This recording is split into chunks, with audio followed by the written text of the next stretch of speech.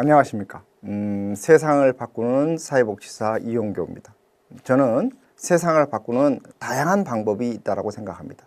세상을 바꾸는 다양한 방법은 결국은 세상을 바꾸기 위한 꿈을 갖고 그 꿈을 실현하기 위해서 꾸준히 노력해야 되는데, 제가 시행해 본 가장 효과적인 방법은 자신이 먼저 바뀌면 세상이 바뀐다는 겁니다.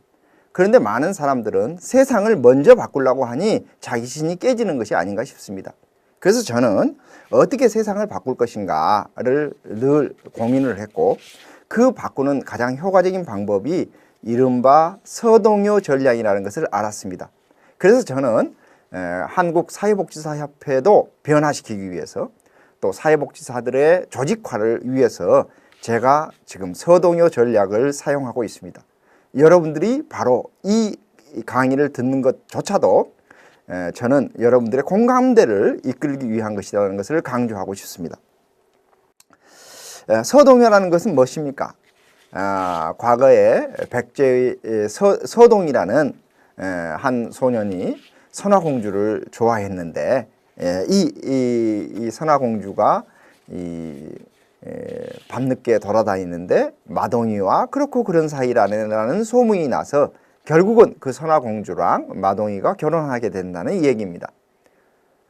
저는 많은 사람들이 사회복지 현장이 바뀌기는 했지만 아직도 만족스럽지 못하다, 이런 얘기들을 하고 있는 것을 알고 있습니다. 저는 그것을 어떻게 해결할 것인가의 방법은 바로 우리들이 어떻게 할 것인가의 목표를 정하고 그것에 대해서 먼저 사회복지사들이 깨이고, 그리고 시민들의 공감대를 이끌어내는 것이 굉장히 중요하다고 생각합니다. 마침 한국 사회복지사 시도협회 회장님들과 유시문 회장님이 한 자리에 모여서 과거에 어떻게 하면 사회복지사협회를 발전시킬 것인가 하는 것을 얘기한 자리가 있었는데, 그때 제가 제안했던 것입니다.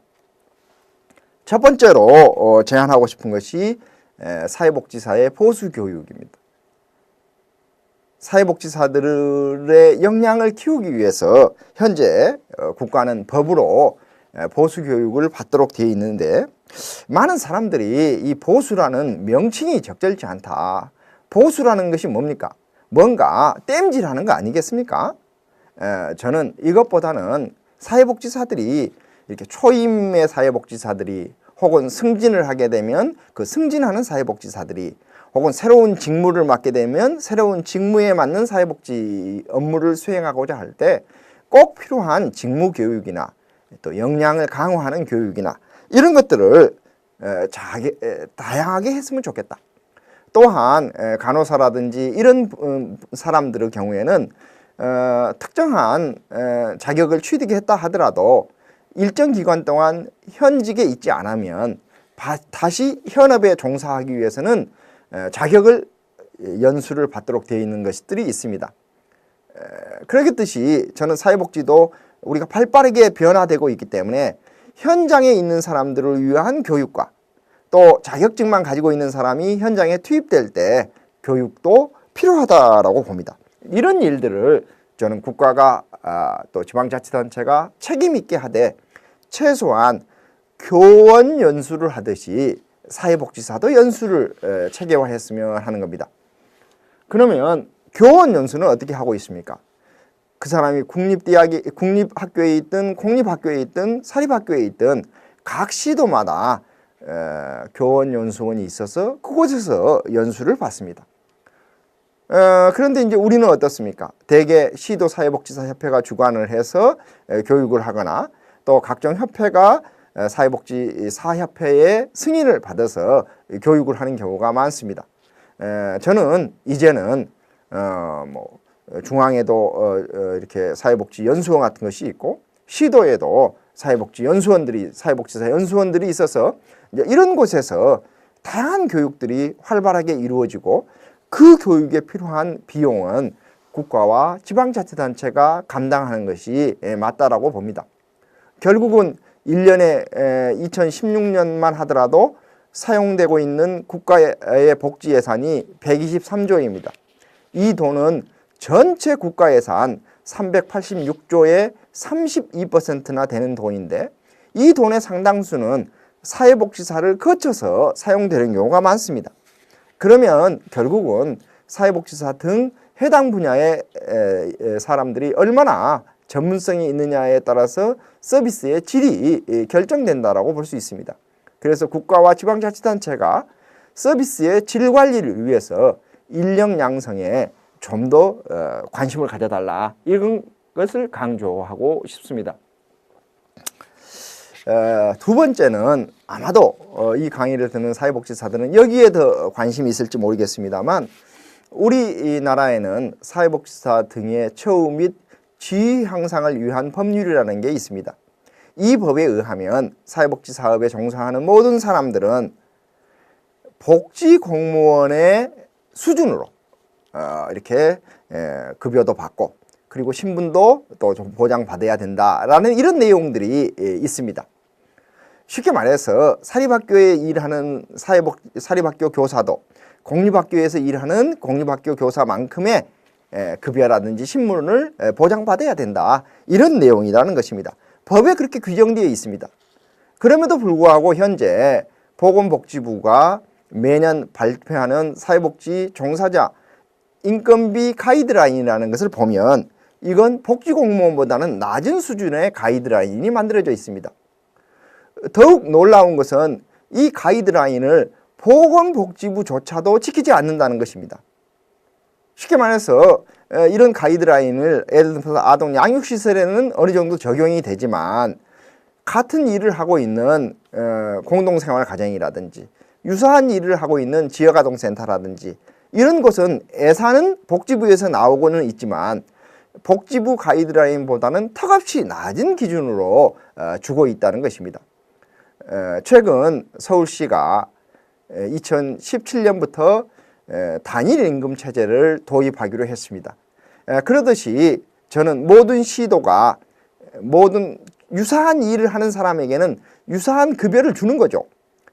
또한 박원순 시장도 강조했듯이 국가가 좀 더 적극적으로 복지 정책을 펴서 국가에서 국비로 하는 사업조차도 좀 통일감 있게 해줬으면 좋겠다, 이런 요구를 하고 있는데, 저는 어쨌든 세상은 목마른 사람이 샘을 파야 되듯이 사회복지사들이 단합해서 사회복지사 협회를 통해서 우선 복지부의 가이드라인을 국가 공무원 수준, 지방 공무원 수준으로 맞추고, 복지공무원 수준으로 맞추고, 그 다음에 그 기준이 어느 분야에서 일하든지, 지역아동센터에서 일하든지 청소년 쉼터에서 일하든지 건강가정센터나 다문화가족지원센터에서 일하든지 어느 곳에서 일하든지, 그 사람이 청소년 쉼터에서 일하든지 어느 곳에서 일하든지 사회복지사업법에 의한 사회복지사업을 한다라면 똑같은 처우를 받을 수 있도록 하자는 것입니다.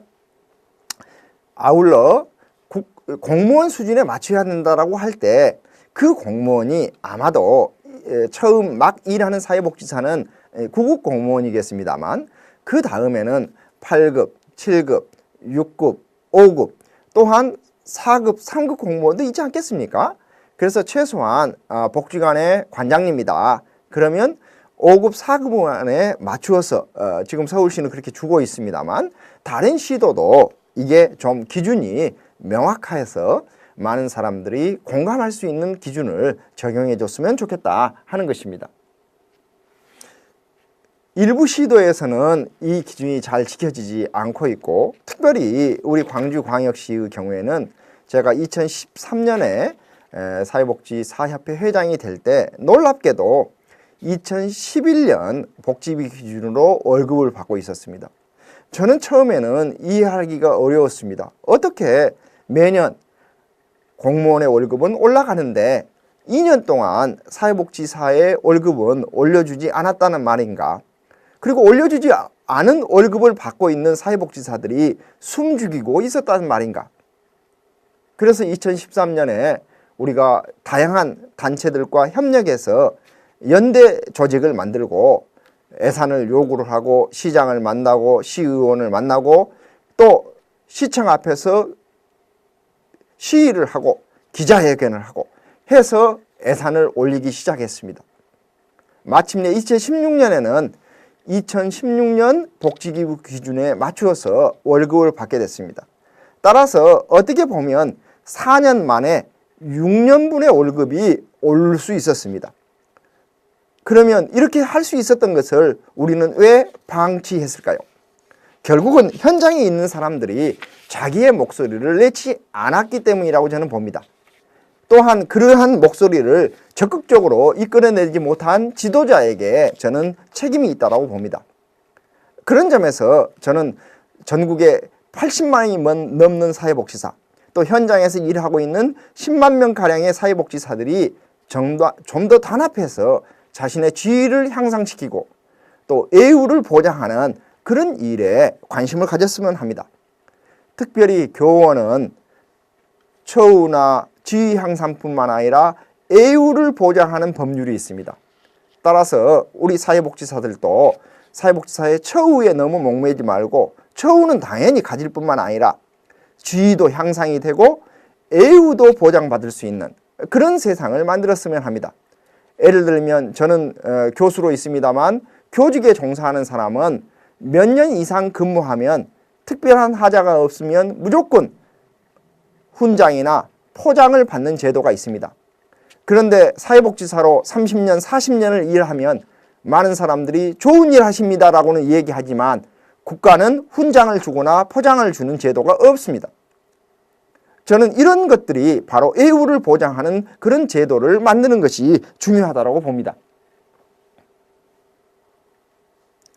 현재 많은 사회복지사들이 읍면동 시군구에서 근무하고 있습니다. 또한 사회복지기관 단체 시설에서 일하고 있습니다. 그런데 저는 특별히 복지공무원의 문제점에 대해서 얘기하고 싶습니다. 지금 일하고 있는 복지공무원들이 15,000명이 넘고 곧 2만 명이 될 것입니다. 또한 국가는 일부 읍면동을 행정복지센터로 바꾸고 있는데 2018년이 되면 그 모든 읍면동이 행정복지센터, 약칭 행복센터로 바뀌게 됩니다. 그러면 이 행복센터에 3,496개의 동장, 면장, 읍장 자리가 생기는 건데 이 읍장 자리가 행정복지센터, 행복센터장으로 바뀐다는 것입니다. 저는 언젠가는 이 행복센터장의 모든 사람이 사회복지사여야 된다고 봅니다. 사회복지사가 젊다는 이유로 경력이 행정직보다 살짝 짧다는 이유로 이런 행복센터의 센터장이 안 된다는 것은 저는 납득하기 어렵습니다. 우리가 보건소를 만들어 놨는데 보건소에 의사가 젊다는 이유로 보건소 소장을 간호사로 채용하지는 않습니다. 보건소 소장을 그냥 행정직 공무원으로 쓰지는 않습니다. 각자 자기의 전문성이 있다는 것입니다. 지금은 숫자도 좀 적고 또 행정과 복지가 중첩되어 있기 때문에 당분간은 그렇다고는 할 수 있지만 지금 일하고 있는 많은 사회복지사들이 5급 동장으로 올라갈 수 있든 복지사무관이 될 수 있고 또 언젠가는 그분들 중에 4급, 3급, 2급이 나오고 또 마침내 복지부 장관도 일선 공무원에서 나올 수 있는 그런 세상을 꿈꾸어 보시기 바랍니다. 그렇게 하기 위해서는 사회복지 공무원들이 지나치게 동사무소나 구청에만 있는 것은 문제입니다. 우리 광주시를 예를 들면 광주시 예산의 35%가 복지 예산입니다. 그런데 시청의 공무원 중에 복지직 공무원은 2%도 되지 않습니다. 심지어 복지직이 하고 있는 주된 업무라고 볼 수 있는 사회복지과, 노인복지, 노인장애인 복지과, 복지건강국장이나 과장 이런 자리도 대체로 사회복지직이 아닙니다. 이건 무슨 뜻입니까? 결국은 사회복지직이 기획능력을 가져야 되는데 기획능력을 갖지 못한다는 것입니다. 예산의 35%를 복지가 쓴다면 당연히 그것을 감독하는 감사 업무의 3분의 1은 사회복지사여야 된다는 것입니다. 공보 업무의 3분의 1은 사회복지사가 관심을 가져야 된다는 뜻입니다. 이제 그런 점에서 결국은 사회복지직 공무원들이 시민들의 복지를 우리가 책임진다라는 그런 자세로 일할 수 있도록 조직을 혁신하는 일에 관심을 가져주시기 바랍니다. 정말 놀라운 일입니다. 왜 우리가 이런 일을 못합니까? 제가 보기에는 사회복지사들의 주류 중에 한 사람인 복지공무원들이 사회복지사협회랑 협력하고 연대하지 못하는 것에 이유가 있다고 저는 봅니다. 사실은 복지공무원이 자신의 목소리를 자신의 직장에서 내기는 어렵습니다. 행정연구회라는 전국적인 조직이 있지만 견제받기가 쉽습니다.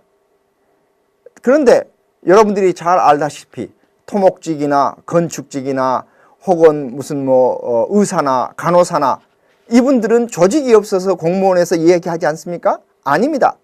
이분들은 차라리 간호사다. 그러면 간호사협회라는 것을 통해서 공무원인 간호사의 이익도 대변하는 것입니다. 건축사다. 그러면 건축사협회를 통해서 이익을 대변하는 것입니다.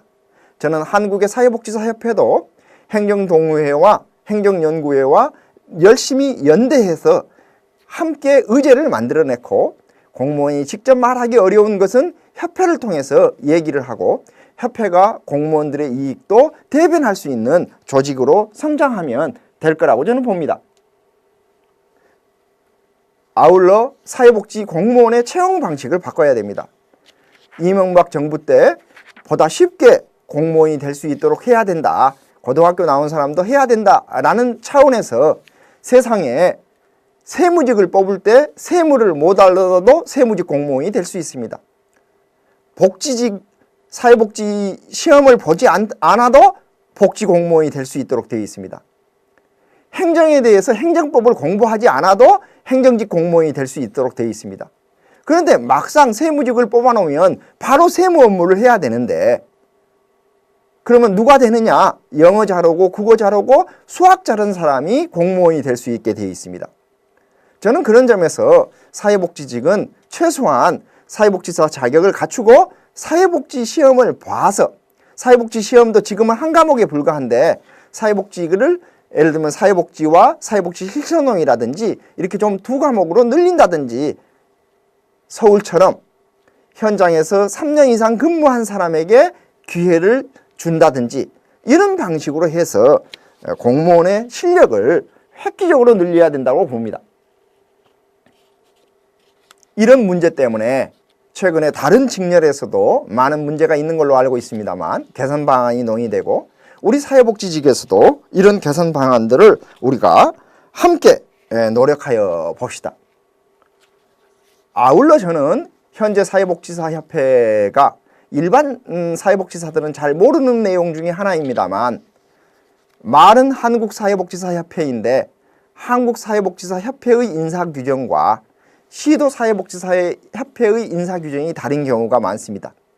그 말은 무슨 말이냐면 서울의 사회복지사협회에 예를 들면 국장이 연봉이 만약에 6천만 원이고 과장이 5천만 원이라면 그 과장의 급여는 광주에서 일하든 울산에서 일하든 같아야 된다는 것입니다.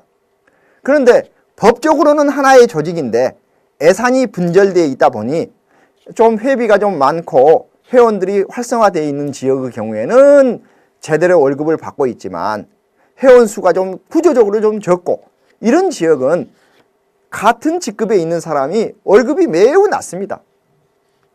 어떻게 우리는 하나의 조직이라고 말할 수 있습니까?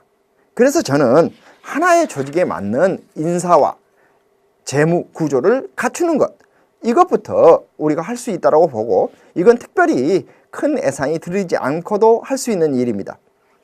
이제 한국사회복지사협회는 50년이 된 조직입니다. 50년이 된 조직이 그 조직에 맞게 설계하고 일해야 된다고 봅니다. 그러한 재정 형편을 서로 도와주고 협력하고 하는 분위기 속에서 협회는 더욱 발전될 것입니다. 한국사회복지사협회가 발전하기 위해서는 시도협회들이 그 지역의 정보를 보다 총괄적으로 다루고 그 지역의 해안을 해결할 수 있는 능력을 키우고 이걸 사회복지사들을 위한 각종 교육의 자료로 활용되는 것이 꼭 필요하다고 봅니다. 저는 광주협회장으로 있으면서 광주의 사회복지라는 책을 만들어서 보수교육 등에 활용을 했고 큰 효과를 얻었습니다.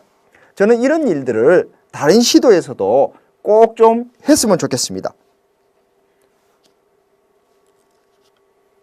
부산의 사회복지, 서울의 사회복지, 대전의 사회복지 이런 책들이 나와야 그 지역에 있는 사람들이 지역의 복지 정보를 공유할 수 있지 않겠습니까?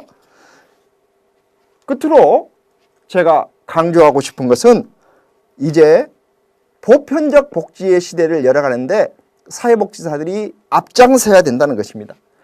그렇게 하기 위해서는 사회복지사들이 이런저런 일을 많이 할 수 있습니다만 무엇보다도 사회복지 현장에 적극적으로 나서기 위한 실력을 갖춰야 된다는 것입니다.